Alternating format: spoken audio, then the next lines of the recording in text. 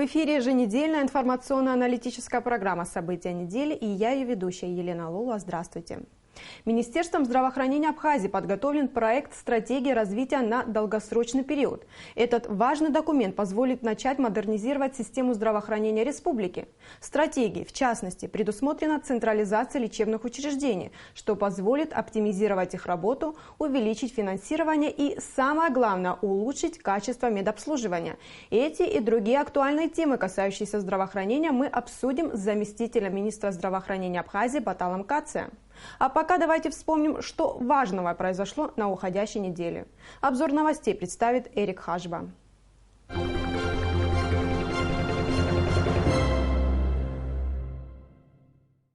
На этой неделе в администрации президента произошли две ключевые отставки. Президент Рауль Хаджиба принял отставку руководителя администрации президента Астамура Таня в пятницу.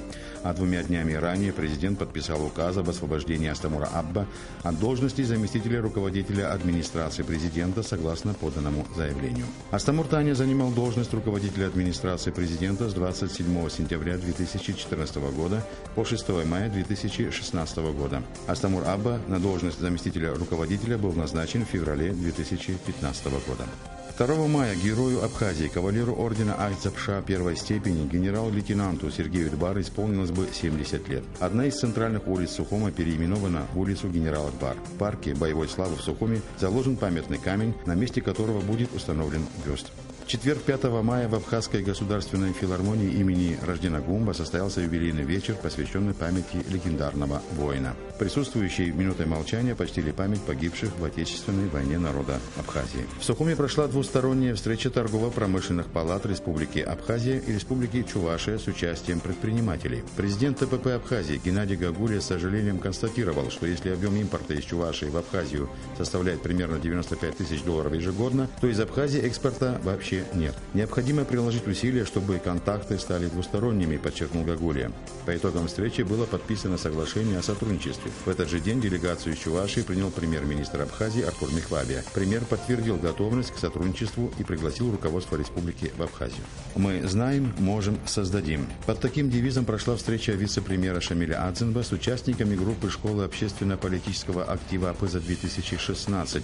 Ребята рассказали о планах реализовать социальный проект, главной целью которого станет помощь малоимущим и многодетным семьям Абхазии. Осуществить социальный проект ребята собираются путем проведения аукциона различных работ, а собранные средства планируют направить в благотворительные фонды. 5 мая президент Рауль Хаджиба принял избранных председателей районных и городских собраний. Президент подчеркнул, что значение и полномочия районных и городских собраний значительно возросли после проведенной реформы органов местного самоуправления и внесения соответствующих изменений в Конституцию. Органы местного самоуправления обладают важными полномочиями, связанными с утверждением местных бюджетов, налогов, иных платежей, решают вопросы муниципальной собственности и другие вопросы, имеющие непосредственное отношение к интересам граждан, сказал президент. Оборудование по выпуску пластиковых ящиков презентовано президенту Абхазии Раулю Хаджиба в Улрипском районе. Сельхозпредприятие «София» впервые в Абхазии наладило производство пластиковых ящиков. Помогло ему в этом государство. Стоимость оборудования, приобретенного за счет средств Минсельхоза, 12 миллионов рублей. Форма тары специально задумана под мандарины, но есть возможность поменять пресс-форму и выпускать ящики под любые виды фруктов и овощей. По мере того, как будет налаживаться работа, предприятие «София» возместит государству затраты. Президент оценил производство как пример эффективного государственно-частного партнерства. На очередном заседании в пятницу члены Кабинета министров утвердили порядок оформления и подачи заявки на создание особой экономической зоны, соглашение между правительством Абхазии и Приднестровской Молдавской Республики о взаимных безвизовых поездках. 6 вопросов в повестке дня касались выделения земельных участков под строительство санаторно-курортных объектов. Правительство одобрило проект постановления о выделении жилья молодым семьям в Сухуме из Государственного жилищного фонда, предназначенного для репатриантов. Квартиры получат 10 многодетных семей. Продолжаются подготовительные работы, посвященные 71-й годовщине Дня Победы в Великой Отечественной войне. В пятницу на набережной Махаджира в Сухуме прошла генеральная репетиция парада. 9 мая торжественным маршем пройдут 350 человек. Это военнослужащие Минобороны Абхазии, подразделения пограничного управления ФСБ России в Абхазии, а также колонны Бессмертного полка. Президент Абхазии Рауль Хаджима на совещании в Черноморэнерго заявил, что скоро будет подготовлен указ о жестких санкциях в отношении неплательщиков за потребленную электроэнергию. На встрече энергетиков с главой государства речь шла о непростой ситуации в энергохозяйстве. Руководитель Черноморэнерго Аслан Басари доложил Раулю Хаджима о ходе ремонтно-восстановительных работ энергохозяйства в Гагарском районе, что позволит избежать частых отключений в районе в пиковые летние месяцы.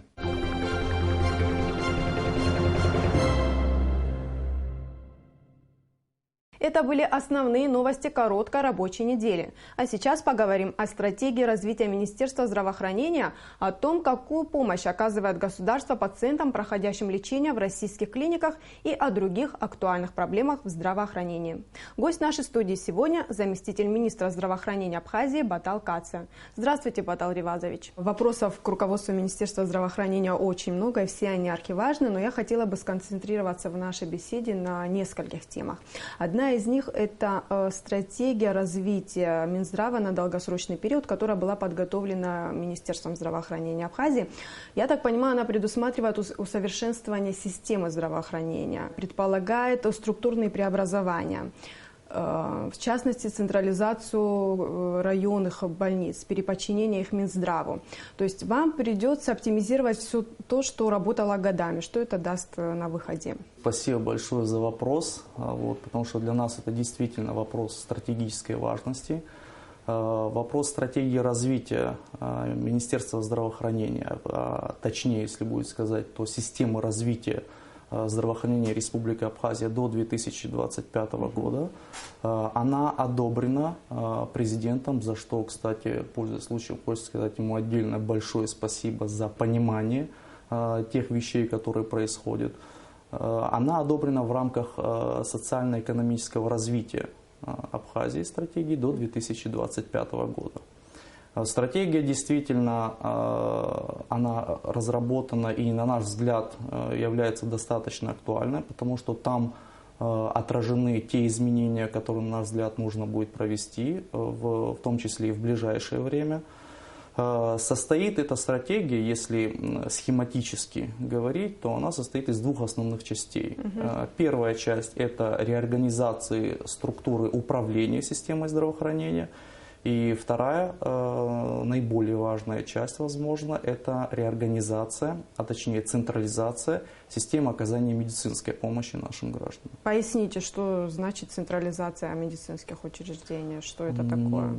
На самом деле система управления здравоохранением, которая существует на данный момент, она осталась нам от советского прошлого. В нем было, конечно, очень много хорошего, то есть это имеется в виду доступность населения для оказания медицинской помощи, но страдало качество. В данном случае для того, чтобы совместить эти две вещи, то есть повысить и доступность, и качество оказания медицинской помощи, учитывая масштаб нашей страны, учитывая те финансы, которые на данный момент обладает Министерство здравоохранения, и предполагаются быть, то, на наш взгляд, самым оптимальным способом улучшить управление системой было бы переход из двухуровневой, как в советское время, к одноуровневой. Что это означает? Значит, в советское время существовали республиканского значения учреждения, которые подчиняются напрямую Министерству здравоохранения, так как сейчас есть некоторые лечебные учреждения республиканского значения. Есть лечебные учреждения районного уровня, которые руководятся администрациями, соответственно, городов и районов. В советское время при администрациях существовали так называемые райздравы, которые являлись мини-минздравами, скажем так. В данном случае в полной форме эта управленческая структура она отсутствует. Соответственно, управление этой системой напрямую затрудняется Министерством здравоохранения. То есть в этих лечебных учреждениях получается, что районную больницу, например, полностью финансирует, содержит штатные единицы, назначает и снимает главного врача, например, по согласованию всего лишь с Министерством здравоохранения администрация городов и районов.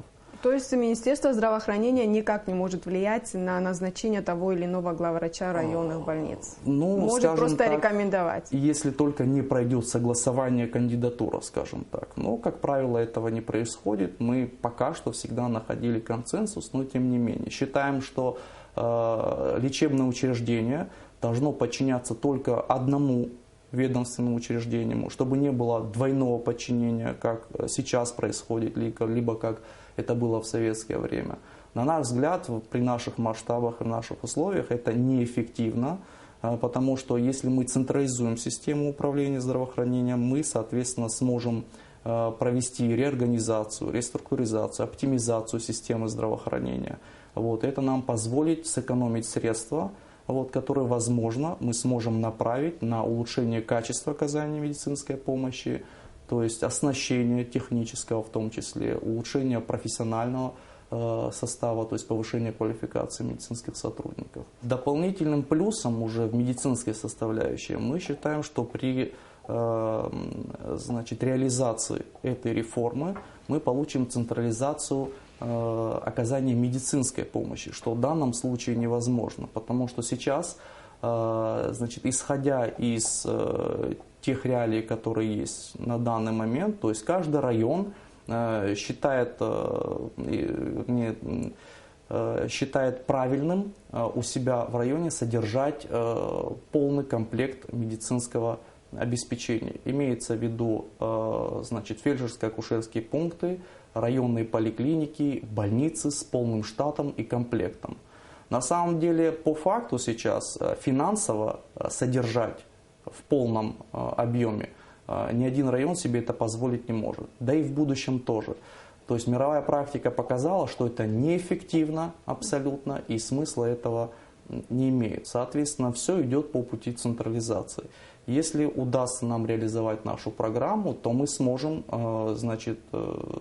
реализовать сильный, мощный медицинский центр, условно назовем его так, при котором будет качественная и быстрая доставка пациента, а на периферии будет тот минимум, который необходим абсолютно обоснованно для того или иного региона на достаточно качественном уровне. Как больницы Абхазии, районные больницы Абхазии обеспечиваются медикаментами? То есть это обязанность районных администраций, да, обеспечить Совершенно больницы верно. Медикаментами. Но я, насколько знаю, очень часто они обращаются в Минздрав за помощью, чтобы перечислили средства или медикаменты. Бывают такие случаи, когда по той или иной причине лечебное учреждение испытывает дефицит в лекарственных препаратах, а так как мы, сами понимаете, не можем ни при какой ситуации, ни при каких условиях сказать, это же ваше дело, вы сами разбираетесь. Да, у Минздрава нет этой статьи расходов.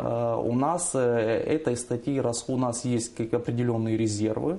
Мы пользуемся для помощи этим лечебным учреждениям либо этими резервами, либо обращаемся к правительству, которое до настоящего времени никогда, слава Богу, и их нечесть никогда к нам не отказывало, всегда шло на помощь и по возможности всегда этим лечебным учреждениям помогали. Сколько времени понадобится на реорганизацию, о которой вы сейчас говорите? Сама стратегия расписана, конечно же, на 10 лет, но я думаю, что при адекватном финансировании, то есть если реально смотреть на вещи, от 5 до 7 лет максимум займет эта реорганизация. Какие еще основные направления развития Минздрава предусмотрены в этой стратегии?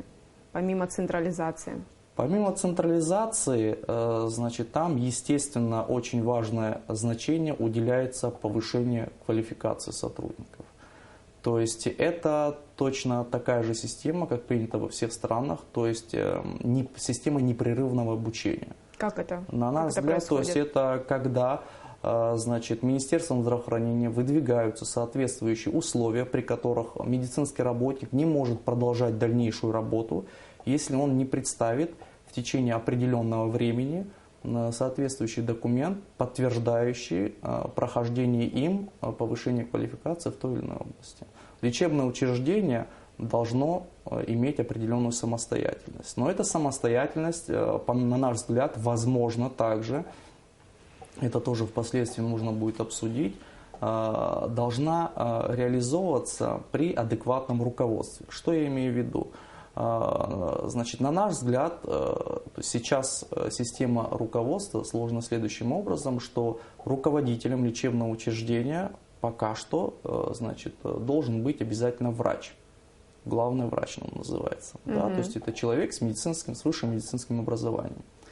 Значит, существуют мировые практики, при котором руководство лечебным учреждением может исполнять не только человек с высшим медицинским образованием, но, грубо говоря, хорошими верно, административными менеджер. качествами. Совершенно верно. То есть есть человек, который отвечает за медицинскую часть, а есть человек, который хорошо выполняет другие административно-технические и финансовые, в том числе юридические функции. Поэтому, если будет руководство выстроено следующим образом, то есть, как я сейчас сказал, возможно также наличие соответствующих попечительских советов, которые будут выполнять надзорные функции за финансовую деятельность лечебного учреждения. То есть, это контроль общества, скажем так. То есть, я думаю, что в данном случае, в наших условиях, с нашей ментальностью, это будет замечательный способ дружного сосуществования и консенсусного, да, нашего общества и медицинских работников в том числе. Выше мы говорили об обеспечении медучреждений лекарствами. У меня такой вопрос. Удалось ли Министерству здравоохранения урегулировать вопрос обеспечения медучреждений лекарствами в первые 3 дня нахождения пациентов в больнице? Этот вопрос до сих пор периодически становится проблематичным, потому что, к сожалению, Министерство здравоохранения не всегда может вовремя осуществить поставку. Да, она исполняет свои финансовые обязательства в полном объеме перед лечебными учреждениями по статьям, но иногда это бывает не вовремя. Это зависит от разных обстоятельств, в том числе и от поставки лекарственных препаратов по тем или иным причинам, которые задерживаются периодически, бывают из Российской Федерации, по независящим иногда от нас обстоятельствам. Но в основном эти обязательства выполняются, все лечебные учреждения об этом предупреждены, начиная от главных врачей и заканчивая заведующими отделения, поэтому по мере необходимости и по мере возможностей тех, которые существуют, и теми, которые обладают лечебным учреждением, естественно, они реализуют наши поручения. Есть жизненно важные препараты. В России это 700-800 наименований.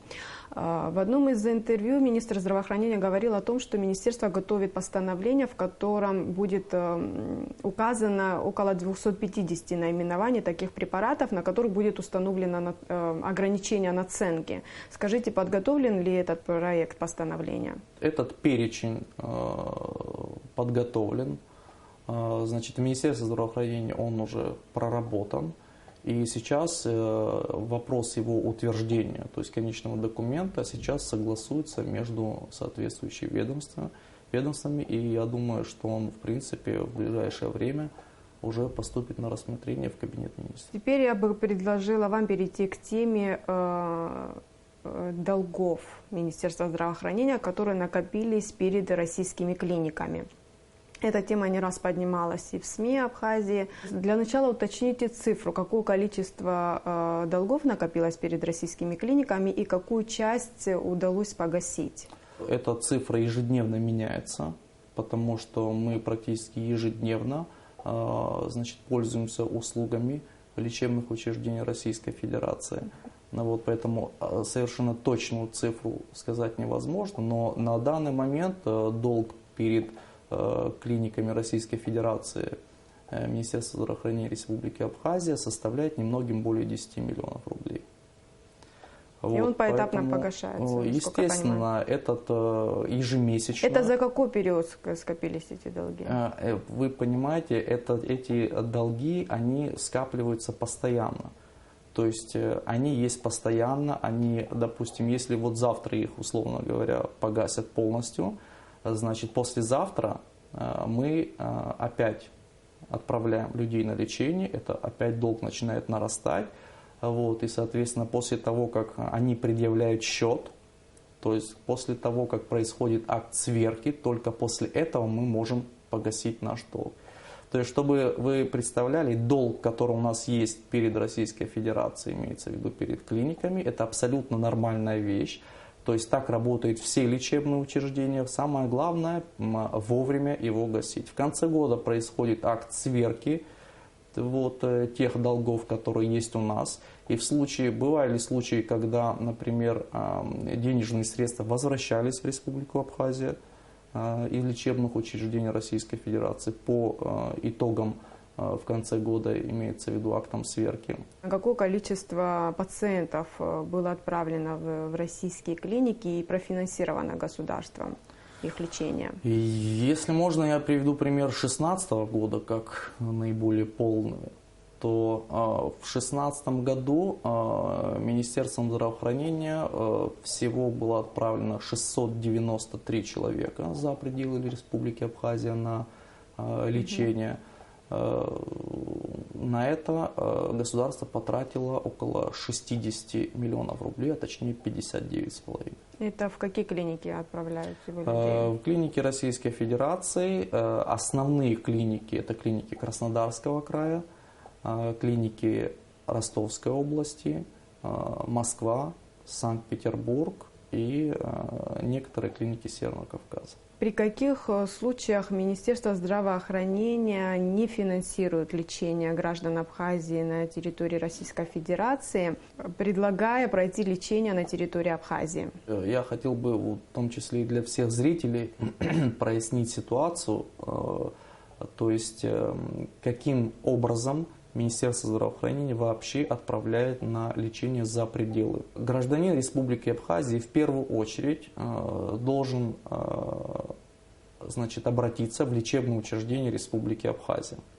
В том случае, если в учреждениях Республики Абхазии ему помочь не могут в силу отсутствия соответствующего специалиста, либо недостаточной технической оснащенности лечебного учреждения, то лечащий врач выдает специальную справку, она называется форма номер 27, в которой за подписью лечащего врача и главного врача описывается сама ситуация, то есть заболевание, и в рекомендациях описано, что данный пациент нуждается в лечении за пределами Республики Абхазия, а в текстовой части описывается причина, по которой это, собственно говоря, рекомендуется. Далее, после того, как пациент приходит в Министерство здравоохранения с этой справкой, он уже имеет теоретически право на то, чтобы государство могло оплатить его лечение. Совершенно верно. Но, помимо этого, мы отправляем этого пациента для того, чтобы завизировать, действительно ли так ситуация обстоит и действительно ли в Абхазии нет способов полечить этого пациента, главному специалисту Министерства здравоохранения Республики Абхазии по данному профилю. То есть, если это терапевтическое заболевание, то есть главному терапевту Минздрава, либо главному хирургу Минздрава и так далее. То есть, после их визы, соответственно, мы можем, действительно верить, что этот пациент действительно в этом нуждается. И после этого запускается механизм, при котором пациент пишет заявление, заявка подается, соответственно, отправляется в лечебное учреждение. Лечебное учреждение Российской Федерации обрабатывает эту медицинскую документацию и, грубо говоря, дает добро на то, чтобы пациент приехал и выставляет счет. После того, как он выставляет счет, этот счет заявляется в Министерство финансов. Министерство финансов проплачивает его, и после этого пациент может ехать. Какая категория пациентов чаще всего отправляется на лечение в Россию, в российские клиники? Если приводить статистику, то по прошлому году больше всего пациентов, это порядка 140 человек, это были дети, которые отправлены на лечение. На втором месте по статистике это офтальмологического профиля заболевания. На третьем месте это кардиология, и на четвертом онкология. И еще один момент, который хотелось бы уточнить, в том числе для наших граждан. Министерство здравоохранения оплачивает только те манипуляции и то лечение, которое невозможно провести на территории Республики Абхазия. Это первое. И второе, Министерство здравоохранения не оплачивает обследование пациентов. Между Министерством здравоохранения Абхазии и России был подписан договор. Одна из статей этого договора предусматривает введение в республике полиса обязательного медицинского страхования. Как он будет работать в условиях Абхазии? Я знаю, что там есть определенные условия его работы. Хотелось бы уточнить, что соглашение межведомственное об обязательном медицинском страховании граждан Российской Федерации, постоянно проживающих на территории Республики Абхазия, он называется так. Это один из 4 межведомственных договоров, которые мы планировали к подписанию. 3 из них подписаны, кроме, кстати, вот этого договора по обязательному медицинскому страхованию. Мы, кстати, провели очень, на наш взгляд, серьезно. Мы гордимся той работой, которую провели не только наши узкие специалисты, но и юристы наши при обсуждении с Российской Федерацией этих договоров, отстаивание тех или иных позиций, процесс обсуждения и так далее. То есть это и бесценный опыт, но в том числе и итог, то есть эти соглашения, это в том числе и предмет нашей гордости. А тот договор, о котором вы говорите, он только планируется к подписанию, то есть он полностью согласован как с Российской Федерацией, так и внутриведомственные наши согласования все практически прошел, поэтому ждем только даты назначения подписания этого соглашения. Само соглашение что из себя представляет? То есть оно обеспечивает граждан Российской Федерации, проживающих на территории Республики Абхазия постоянно, то есть имеется в виду граждан Абхазии, которые имеют российское гражданство, если говорить по-простому. Полис обязательного медицинского страхования в Российской Федерации, он обеспечивается разным пакетом услуг. В зависимости от того, является этот человек работающим гражданином, безработным, и в зависимости от того, какой пакет услуг он оплачивает. Но есть, естественно, для неработающего гражданина, он тоже выдается этот полис, но, соответственно, он и обеспечивается сокращенным пакетом услуг, каким-то базовым пакетом услуг. Так как граждане Российской Федерации, постоянно проживающих на территории Республики Абхазии, то есть многие граждане Республики Абхазии, имеющих российское гражданство, не работают на территории Российской Федерации, то выдан будет полис как на неработающего гражданина на территории Российской Федерации. Естественно, пакет услуг будет базовый. Ну, вы можете рассказать, что это за пакет, базовый пакет услуг, что туда входит? То есть туда не входят многие высокотехнологичные операции. То есть, например, элементарно, высокотехнологичная операция считается, например, замена тазобедренного сустава. То есть это или экстракорпоральное оплодотворение, или многие другие высокотехнологичные операции. Для того, чтобы этим полисом пользоваться и поступить в лечебное учреждение Российской Федерации в плановом порядке, вы должны быть прикреплены, иметь отношение к какой-то районной поликлинике. Российской, соответственно. Соответственно, российской, потому что для того, чтобы полис Российской Федерации действовал в этой поликлинике, она должна быть соответствующим образом сертифицирована. На нашей территории нету поликлиник Российской Федерации или поликлиник, которые сертифицированы по стандартам ОМС Российской Федерации. То есть нашим гражданам надо будет выезжать на территорию России, стать на учете в одной из поликлиник. Это можно будет только сделать при обращении в лечебное учреждение в поликлинической Российской Федерации. Можно предположить, какое количество наших граждан отправится в российские поликлиники, чтобы встать там на учет. Получается, это может охватить не небольшое количество граждан Абхазии. Нет, полис это получат все. Полис получат все, но все ли будут пользоваться, все ли смогут воспользоваться им ввиду вот таких условий? Скорее всего, не все, но он будет действовать в том случае, если у вас есть полис, и вы, например, в какой-то чрезвычайной ситуации, например, сломали ногу, например, на территории Российской Федерации, не дай бог, или там заболели остро и так далее, то есть вам эту помощь окажут практически в любом учреждении, Российской Федерации. То есть в первую очередь это делается для этого, для оказания экстренной неотложной помощи. Что предлагал Минздрав Абхазии для того, чтобы этот полис работал на территории Абхазии? Ну, как вариант для работы на территории Республики Абхазия мы рассматривали возможность, например, сертифицирования лечебных учреждений одного либо нескольких на территории Республики Абхазия по стандартам Российской Федерации, для того, чтобы этот полис мог действовать. Вот. Но это один из способов выхода из ситуации. Этих способов на самом деле много, поэтому это не предмет этого договора, это предмет дальнейших обсуждений. Не могу вас не спросить о законе, запрещающем аборты на территории Республики Абхазия. Этот закон нашумевший. Я знаю позицию Минздрава по этому поводу. Эта позиция не раз озвучивалась в СМИ. Минздрав против полного запрета абортов на территории республики. У меня такой вопрос.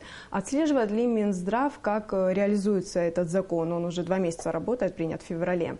Знает ли, какое количество женщин выехало за пределы Абхазии для того, чтобы сделать эту процедуру? Министерство здравоохранения Абхазии не отслеживает реализацию этого закона. Единственное, оно отслеживает именно запретную часть на территории своих лечебных учреждений. Что касается количества людей, выезжающих за пределы Абхазии для проведения абортов, в том числе и по медицинским показаниям, к сожалению, мы такую статистику вести не можем, потому что она будет недостоверная, она всего лишь приблизительная. Единственное, мы свою собственную статистику ведем, когда люди, приходя к нам в Минздрав, в кабинет, начинают возмущаться, претензии предъявлять и так далее. Мы, конечно, пытаемся объяснить, но тем не менее поток этих людей остается. И я считаю, что в любом случае ситуацию по медицинским показаниям мы должны будем поменять. Насколько мне известно, понимание части депутатов и правительства есть в этом плане. Я очень надеюсь на то, что вопрос решится положительно, и медицинские показания, на которые мы очень рассчитываем, они будут все-таки указаны в этом законе. Вот за эти 2 месяца, пока работает закон, какое количество людей обращалось к вам за получением разрешения провести аборт по медицинским показаниям? И какие случаи? Вы можете конкретно привести? Было достаточно много. Это только с теми, с кем я сталкивался, это было более 20 женщин и их родственников. Бывали случаи действительно, когда по социальным показаниям, то есть просто когда человек не хотел иметь ребенка и хотел сделать аборт. Но бывали медицинские показания, когда условно на 6-7 месяце приходит девушка, и действительно по заключению, в том числе и российских врачей, там плод после родов, который несовместим с жизнью. То есть очень серьезная генетическая патология, то есть аненцефалия, отсутствие мозга. И там прямые медицинские показания абсолютные для того, чтобы провести аборт по медицинским показаниям. Ситуация была тяжелая, но мы, тем не менее, старались как-то помочь в данном случае. Естественно, на территории Республики Абхазия. А что вы советуете? Советуете выехать? Советуем выехать. Другого, к сожалению, у нас совета нету. Но здесь может возникнуть ситуация, когда и время может сыграть против пациента. Естественно, не только время, но бывали случаи и суицида, то есть попытки самоубийства девушек. При всем при этом, даже когда их спасали, они повторяли, что мы все равно это сделаем, имеется в виду суицид. Поэтому считаю, что этот вопрос не так прост, как кажется на первый взгляд. Поэтому в этом плане и медики, и не только, и общественность, да, я думаю, одного мнения, потому что мы не первые, которые ломаем копья над тем, делать аборт или не делать. Но социальные показания – это одна вещь, она достаточно дискутабельна. На медицинские показания считаю, что никаких дискуссий быть не может. Ясно. В Абхазии в последнее время стали часто открываться медицинские центры различного профиля, различного направления. Как вы к этому относитесь, к этой тенденции? И какие механизмы есть у Министерства здравоохранения для контроля за этими медицинскими частными центрами? Я имею в виду не контроля за их финансовой деятельностью, а за тем качеством медицинских услуг, которые они предоставляют пациентам. Что касается частных диагностических центров там, или врачебных кабинетов и так далее, то есть, на мой личный взгляд, да и позиция Министерства здравоохранения, мы считаем, что чем больше здоровой и эффективной конкуренции, в том числе и для государственных лечебных учреждений, тем лучше.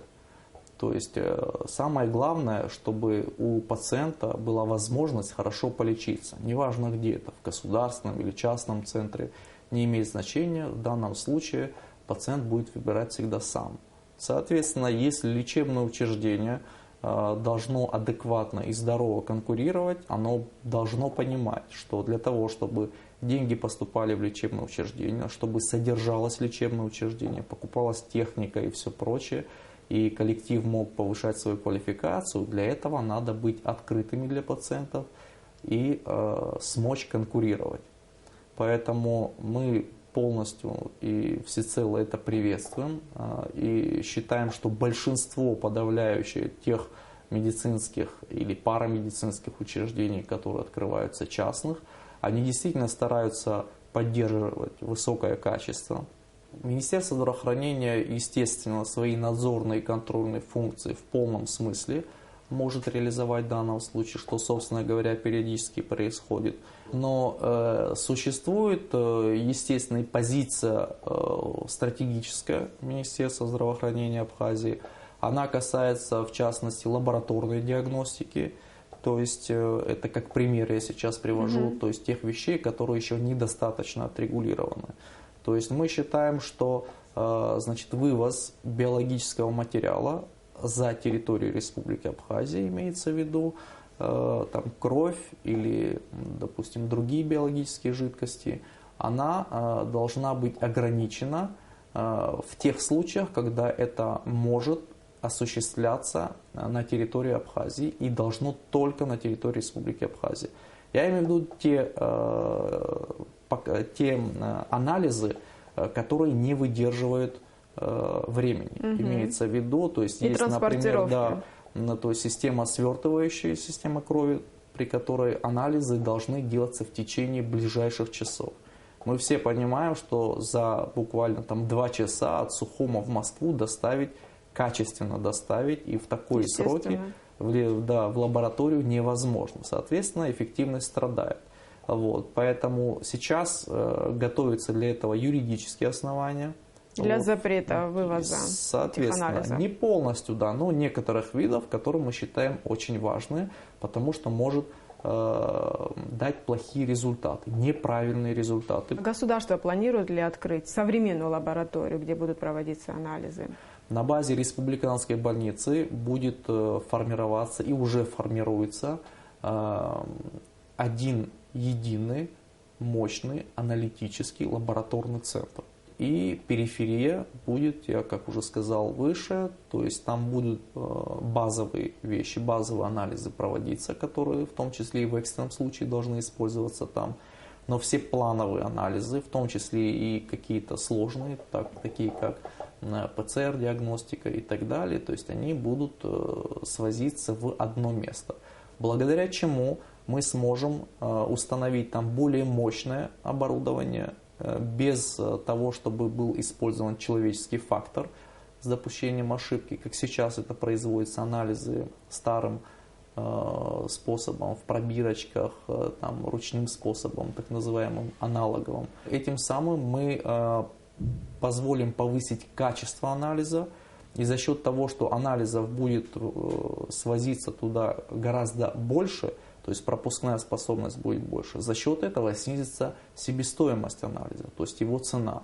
И то есть по нашему мнению мы сможем в данном случае как по качеству, так и по цене конкурировать в том числе и с хорошими частными лабораториями на территории Республики Абхазия. Впервые за послевоенные годы в Абхазии проходит диспансеризация. На каком этапе диспансеризация? Сейчас диспансеризация проводится в Очимчирском районе. Вот, то есть она прошла уже в Тверчайском районе, сейчас Очимчира и Очимчирский район. Это позволит нам оценить вообще состояние здоровья населения. То, чего невозможно было сделать за последние годы. То есть фактически у каждого будет электронный медицинский паспорт. У каждого гражданина. Какие болевые точки уже обнаружены в ходе диспансеризации? Болевых точек на самом деле достаточно много. Вот, но самое главное, я думаю, болевая точка – это несвоевременность обращения пациентов.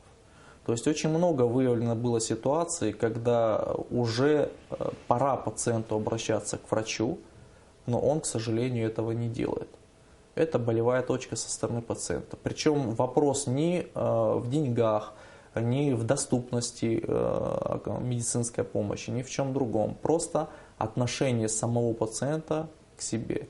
В данном случае, я думаю, это, скорее всего, наш минус, не минус пациента, но большей частью Министерства здравоохранения, потому что достаточно мало, к сожалению, в нашем обществе оказывается внимания для именно просветительской деятельности в плане здоровья, чтобы сам человек заботился о своем здоровье. То есть у нас, к сожалению, вот этого мало. Мы считаем, что по итогам нашей диспансеризации у нас получится очень серьезная, скажем так, карта здоровья нашего населения. Самое главное будет потом вместе сесть и чтобы адекватно проанализировать то, что мы можем предпринять по итогам этой диспансеризации. Спасибо, что ответили на вопросы. Удачи вам в вашей работе. Спасибо большое. Вам тоже с наступающим праздником. Уважаемые телезрители, а я напоминаю, в студии был заместитель министра здравоохранения Абхазии Батал Кация. Мы продолжаем выпуск. Президент Абхазии Рауль Хаджимба поздравил ветеранов Великой Отечественной войны 1941-1945 годов с наступающим праздником Днем Победы и пожелал им мира, счастья и здоровья. Сегодня в Абхазии проживают 104 ветерана. О том, как прошла встреча, расскажет Белла Кварчия. Глава государства тепло поприветствовал каждого ветерана. Он пожелал добра и здоровья героям Великой Отечественной, выразил благодарность за самоотверженность и отвагу, проявленные ими во имя спасения Родины и будущих поколений. Дорогие ветераны, позвольте мне сердечно поздравить вас, а вместе с вами весь наш народ со священным праздником, Днем Победы в Великой Отечественной войне. Значение этого события, изменившего мир, с каждым днем только возрастает. Самоотверженность и героизм защитников Отечества в 1945 году принесли освобождение всему человечеству. На фронтах Великой Отечественной войны рядом с русским и другими народами Советского Союза плечом к плечу стояли 55 тысяч фронтовиков из Абхазии, которые внесли свою весомую лепту в дело Великой Победы. Мы свято чтим память о миллионных жертвах той войны и никогда не забудем огромный подвиг советского народа. В свою очередь ветераны поблагодарили президента за внимание и пожелали процветания Абхазии. Во встрече приняли участие 14 ветеранов. Многие приглашенные не смогли прийти по состоянию здоровья. На встрече звучали стихи, написанные ветераном Валентиной Шульгиной, и поднимали бокалы за Великую Победу. Кто говорит, что на войне было не страшно, когда танки шпарили в упор, снаряды, сбивавшие башни, трещат в голове до сих пор.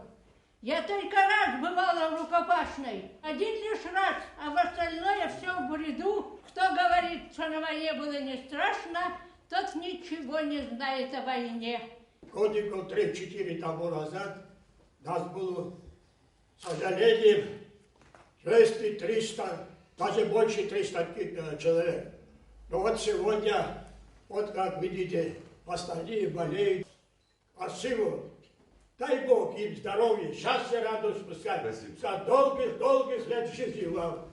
Каждый из ветеранов получил денежное поощрение. В завершение все участники встречи сделали фото на память. Была Кварчия, Саид Айба, Абхазское телевидение.